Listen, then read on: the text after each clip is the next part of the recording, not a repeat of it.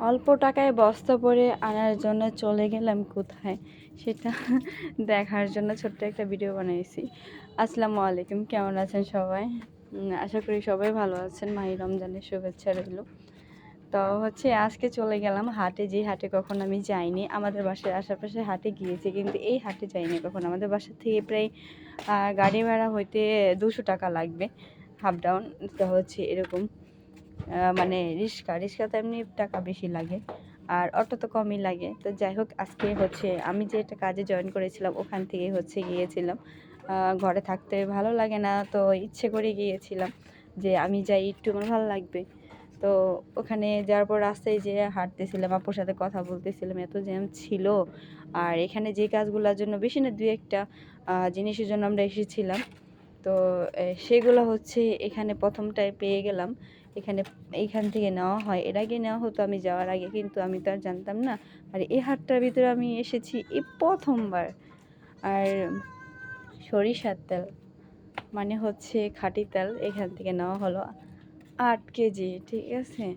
তো এই তেলটা দিয়ে নাকি খাবার খেলে, রান্না বাড়া করলে মানে আমাদের শরীরের জন্য অনেক ভালো হয়। তো সেটাও জানতাম না, আমি ট্রাই করে দেখবো। তা অনেকগুলো তেল নেওয়া হলো। আর যখন মাপতেছিলাম একটু দেখতেছিলাম লুকায় লুকায়, যে আবার অনেক সময় অনেক লোক তো করে। তো যাই হোক, ওনার অনেক ভালো লোক, এর থেকে আরও বেশি দিয়েছে।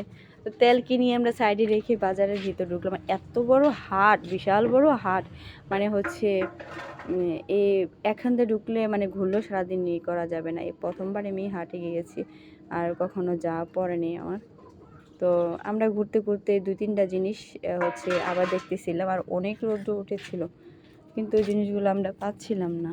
ঘুরতে ঘুরতে আমি আবার সব জিনিস যাচাই করতেছিলাম, যে আদা কত করে, রসুন কত করে, পেঁয়াজ কত করে।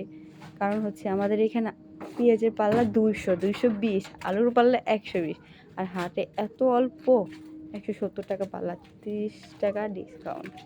30 টাকার জন্য আমরা কতই কষ্ট না করি। হ্যাঁ, অনেকজনে বলতে পারে 30 টাকা বা টাকা হলো। আসলে যার থেকে টাকা তার থেকে অনেক কিছু, যার থেকে টাকা না তার থেকে কিচ্ছু না।